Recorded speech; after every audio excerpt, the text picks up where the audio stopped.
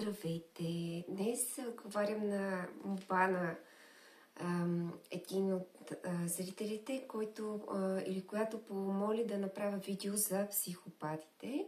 Как да разпознаем, че човек е психопат и да се предпазваме от такива личности. Разпознаването на психопат в началото може да е много трудно, защото това са много харизматични личности и имат очарование.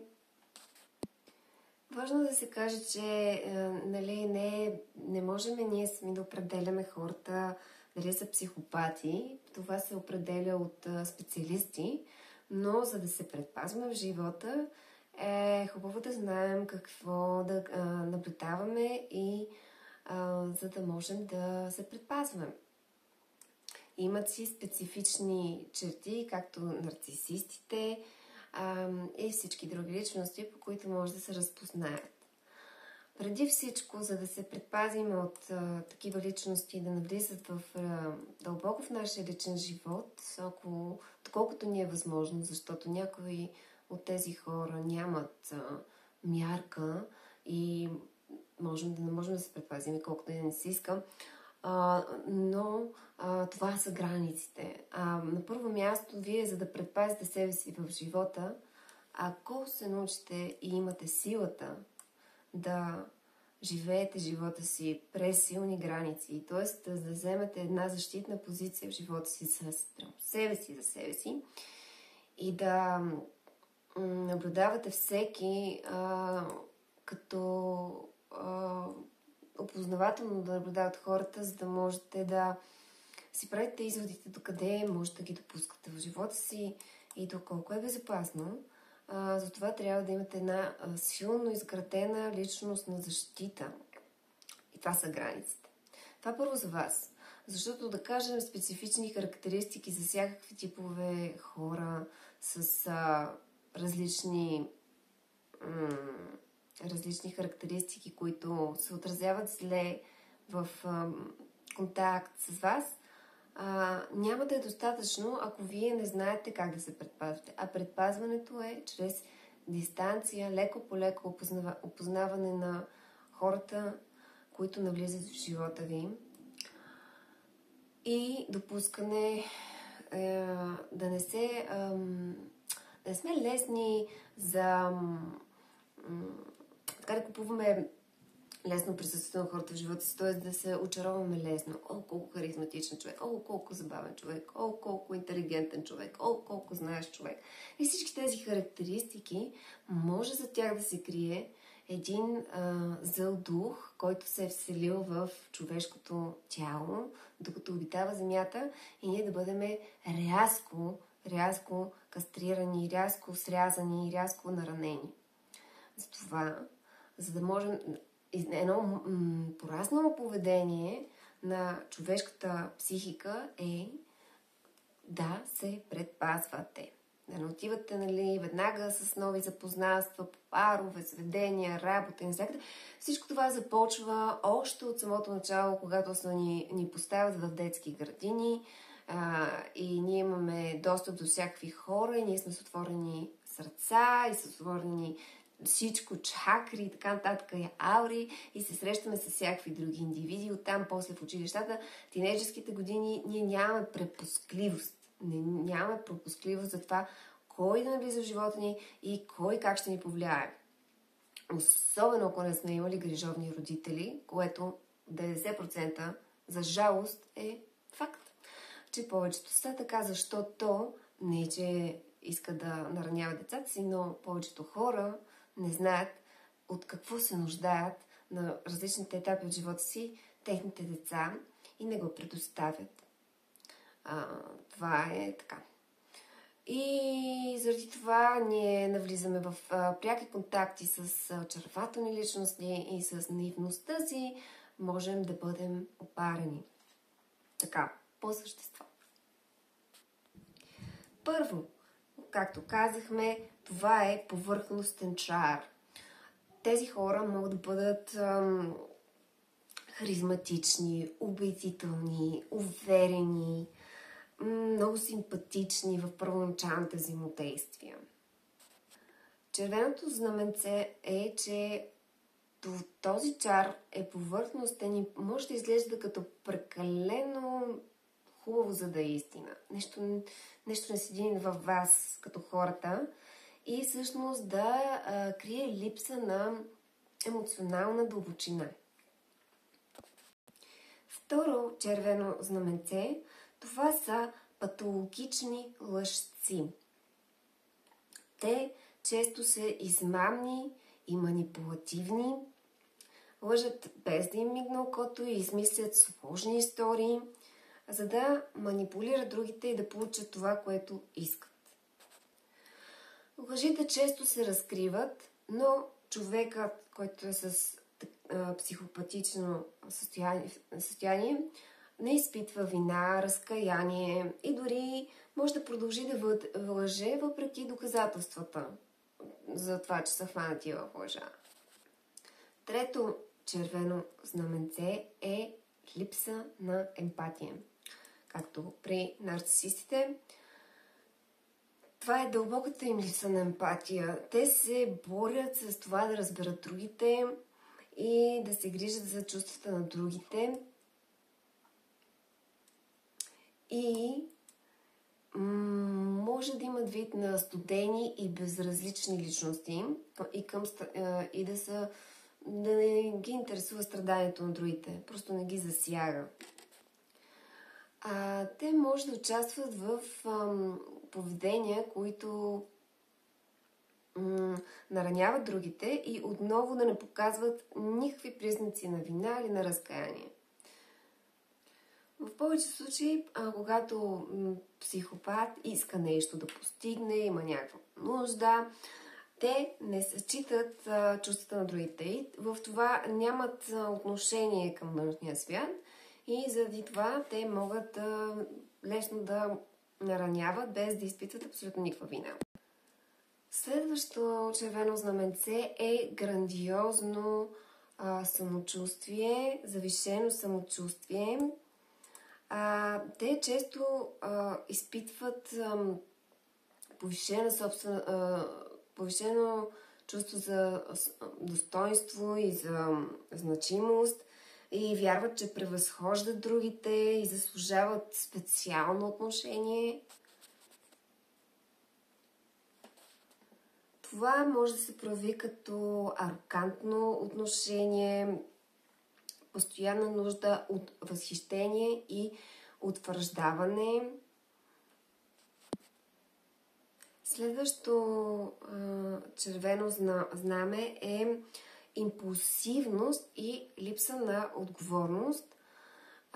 Такива хора действат импулсивно, без да обмислят последствията от действията си и могат да участват в рискови и безотговорни дейности и поведения.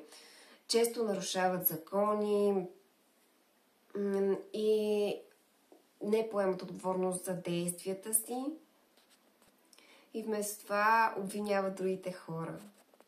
Друг начин, по който може да ги познаете, това са плитки емоции и може да изглеждат неемоционални или да показват емоции само повърхностно, като заучено, видяно и все едно го повтарят, актьорска игра, нали? Дори преувеличено. Техните емоционални изрази често изглеждат неискрени или непропорционални за ситуацията.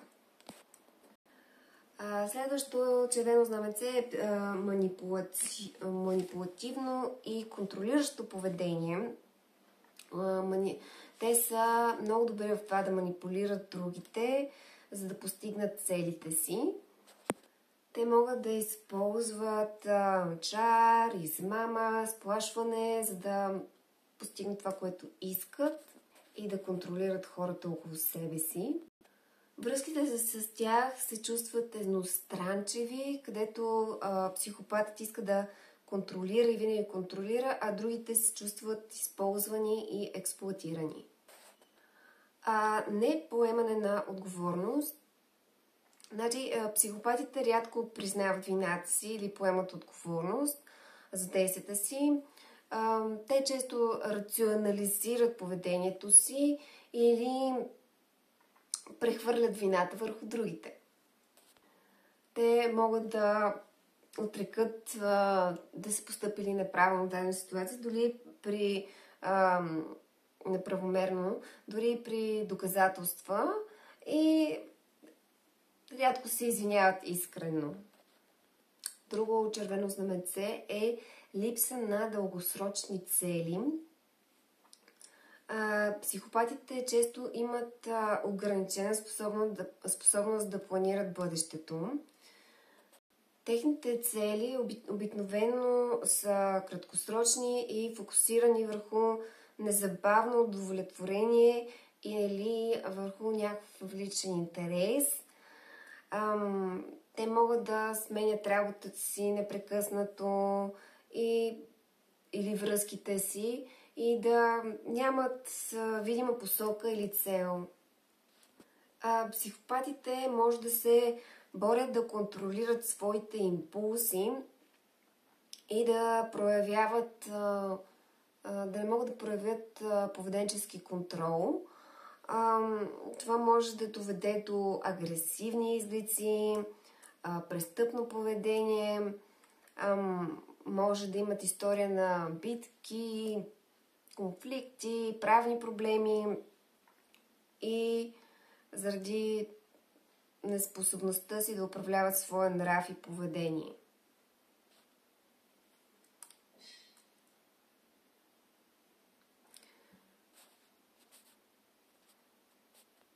Друг червен флаг е безразборно сексуално поведение. Психопатите често могат да участват в рисково и безотговорно сексуално поведение, често с множество партньори, без да се съобразяват с последствията. Те могат да гледат на другите като обекти за свое собствено удоволствие и да показват малко уважение към границите на другите или тяхното съгласие. Друго червено знаменце е паразитен начин на живот. Психопатите могат да проявяват паразитен начин на живот, като очакват другите да ги подкрепят, докато самите те допринасят малко за тях. Те могат да използват шар или манипулация, за да експлоатират другите финансово или емоционално, като често живеят от усилията на другите. Ранни поведенчески проблеми. Много психопати проявяват проблемно поведение от ранна възраст, като жестокост към животни, лъжи, кражби или тормоз.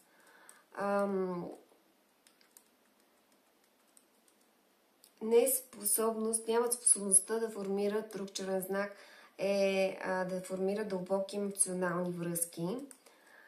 Те имат често повърхностни взаимоотношения, не могат да формират дълбоки, значими емоционални връзки с другите. Техните връзки често се характеризират с липса на доверие, на интимност и на взаимно уважение. Друго поведение е висока толерантност към риск. Тези хора често търсят търсачи на силни усещания и се чувстват добре с високи нива на риск, независимо дали в финансови решения, в шофиране или други дейности. Те могат да участват в безразсъдно поведение, без да зачитат собствената си безопасност и безопасността на другите. Психопатията съществува в широк спектър и не всички хора с тези черти са непременно психопати. Някои може да проявяват определено поведение, без да отговарят на пълните критерии с тази диагноза. Само от обучен специалист може да се постави тази диагноза по психично здраве.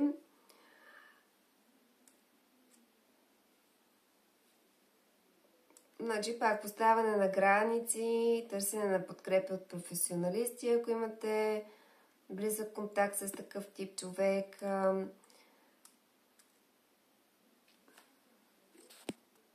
В взаимоотношения трябва да внимавате да не ви бомбардират любовно в началото, т.е. много бързо да кажат, че ви обичат и да ви кажат, че сте си сродни души, само от няколко срещи, няколко пъти, както сте се виждали. Може да гледате в Netflix, има един филм Tinder Swindler, ще се каже. Наскоро го гледах. Там е много хубаво. Може би е този психопат, въпреки че имаше и нарцистични, тези всичките нарцистични неща, които съм живяла, ги имаше там, нали, бомбардирането с любов, печеленето на доверие бързо, с разказване на тъжна история, секс на бързо, нали, веднага се сближават хората, след това се почва нали, някакво планиране на бъдеще, което никога не се случва, печели се доверието и този човек всъщност е изтеглил, мисля, че около 10 милиона евро, ако не се лъжа, може би и повече, но така горе-долу, от разни жени, които е лъжал, че нали, ги обича и почва нали, с това, че всъщност прави се на много богат и се прави на син на някакъв много богат там бизнесмен и прави си снимки, така нататък и създава впечатление на много замажен човек и след като той има чар, харизма, добре изглеждащ мъж и след като им печели доверието посредством тези повърхностни обичам те, искам да бъдеш майка на децата ми, айде избери дом, където да живеем заедно. Точно ги, значи, имайте предвид, колкото по-повърхностни са хората, толкова по-вероятно е те да са здравословни за истински взаимоотношения. Така че помислете си, дори и вие, ако сте супер повърхностни, дали сте годни за здравословни, хубави, дълбоки взаимоотношения. Защото тези игри, обичам те, когато изпитваш към някаква хубава емоцийка, която може много бързо да се съкруши с някакво лесно нараняване, ние не сме способни да обичаме. И психопатите те всъщност използват, ама са много убедителни, защото те са много добри лъжци. И въобще не знаеш какво им се случва отзад. Е просто... Но това, което наистина трябва да внимавате, повърхностни. Тоест, има ли нещо, което в този човек се различава от 100 000 други човека, които вие сте виждали в живота? Има ли някаква уникалност? Но да не е тая повърхностна харизматичност. Има ли нещо, което можеш така да в дълбочина да усетите в този човек? Ако го няма това нещо, може да е психопат. Особено ако пристъпва към вас, не зачита границите ви, иска прекалено бързо да сближите дистанция посредством секс, унижава ви, след това може и да почне да подкопава, първо ви е правил комплименти, дал ви валидация, след това точно обратното да казва, лъжат за най-малкото и за най-голямото, от големи лъжи за миналото в живота до това, какво са правили вчера, няма емпатия. Например, преминавате през труден период от живота си и те въобще не ви обръщат внимание. Вие сте такива, нали сме във връзка, нали, този човек трябва да ме подкрепя, но този човек, просто казвам, това не е кой знае какво, ти си била драматична или преживей го. Тоест, нямате партньор от себе си, който ви подкрепя, наистина обича, наистина има някакво усещане. Това е човек, който ви използва. Контрол, доминиращ човек. Може да не иска да се среща с приятели, с познати, иска да ви изолира. Може да контролира финансите ви, може да се възползва от вашите финанси, от секс, от каквото можете, нали? целта им е да ви направят зависими към тях. Пак, нали, границите не се зачитат. Мога да ви накара да правите неща, с които вие сте чувствено дълго да ги правите.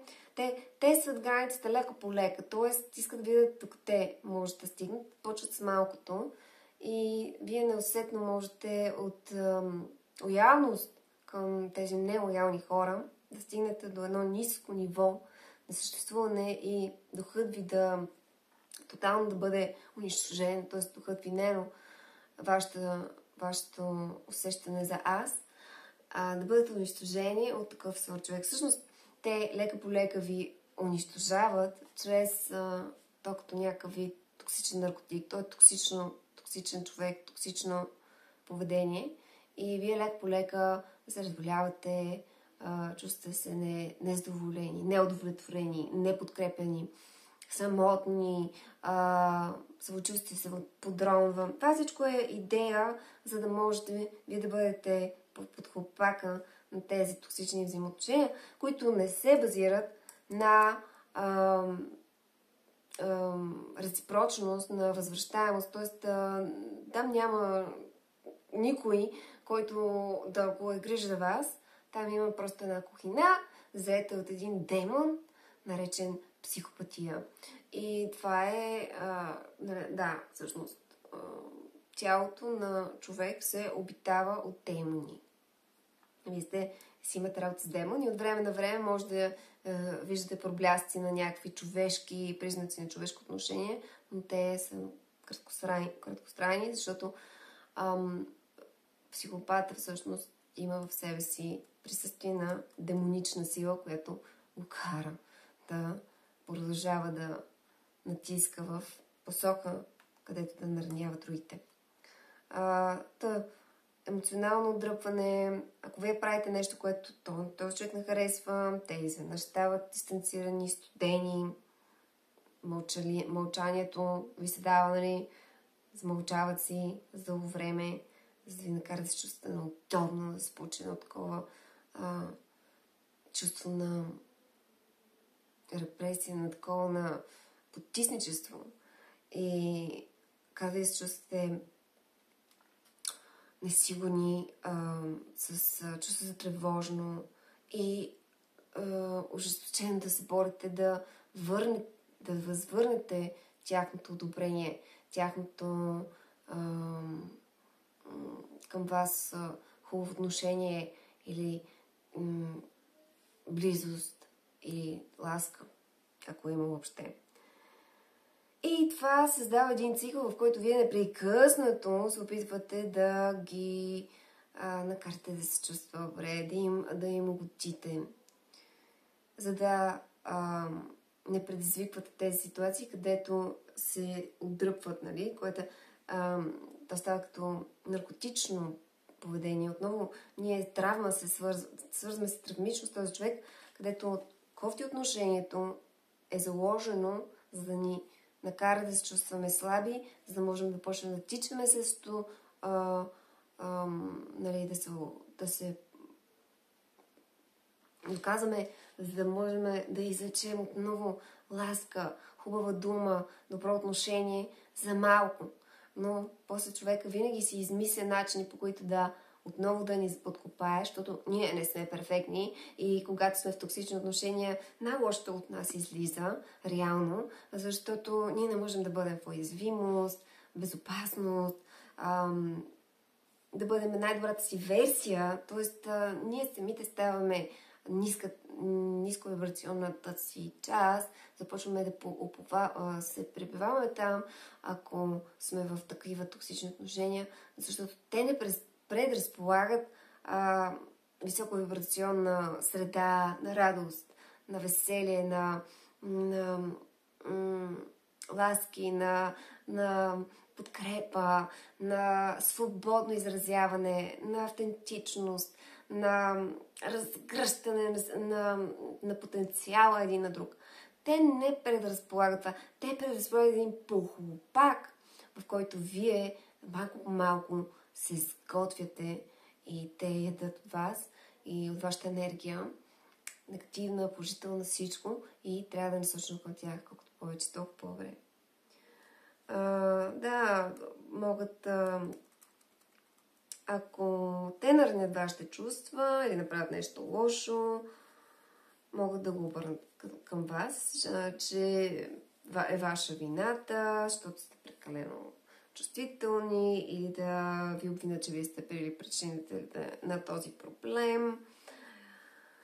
Ти ме накара да направя това, примерно, като изречение. И ако ти не беше толкова трудна или труден, аз нямаше да трябва да действам по този начин. И така. Това е за днес. Психопат, нарцисист, много близко. Колкото знам. Нали, то просто... И аз не съм чак толкова в нещата, особено за психопатите. Аз повече съм ровила в нарцисизъма, но, както виждам, той се доближава. Tinder Swindler? Чакайте.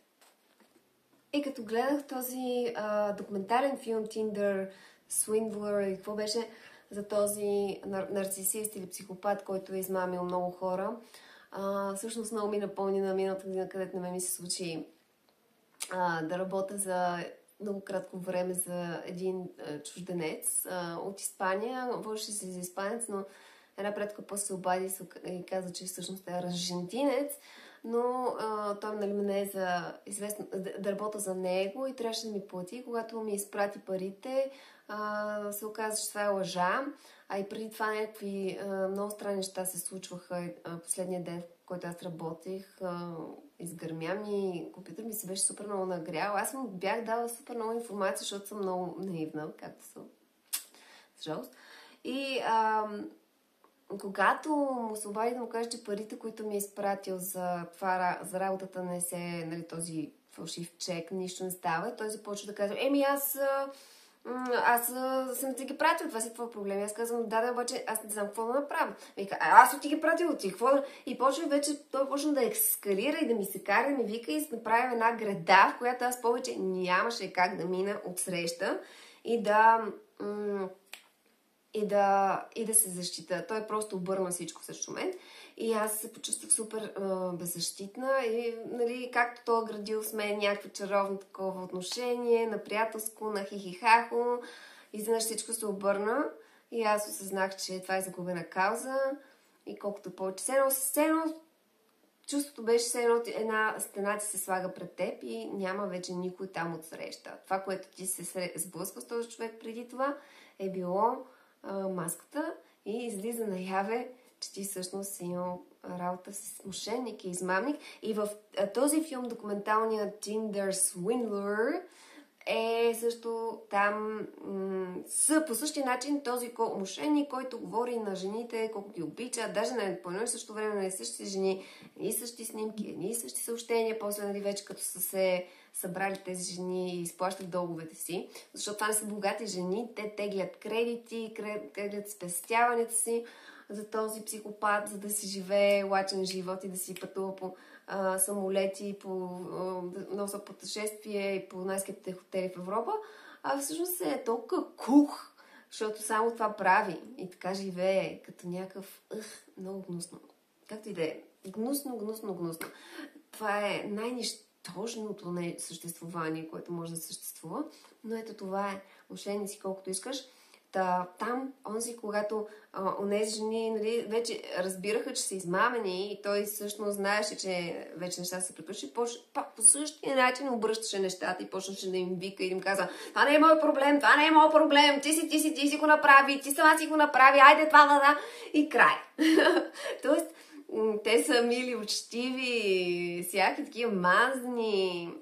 И казва, аз ще ти дам часовника, защото примерно най-стеглила, не знам си колко, 100 000, примерно, ще дам часовник, който струва 100 000 и дам го този часовник. Тя отива, този часовник не струва нищо. Така че пазете се. Много. В сайтове за запознанство, онлайн, пространството е пълно с мошеници, хора, които не познавате, не си правете илюзии и фантазии за никой и нищо. И бъдете много бдителни. Чао! Аз ще направя сигурно ново видео за Tinder Swindler, защото е интересно така да пусна някои неща да се видят и така. Ще ще видим. Да. Чао. Ай.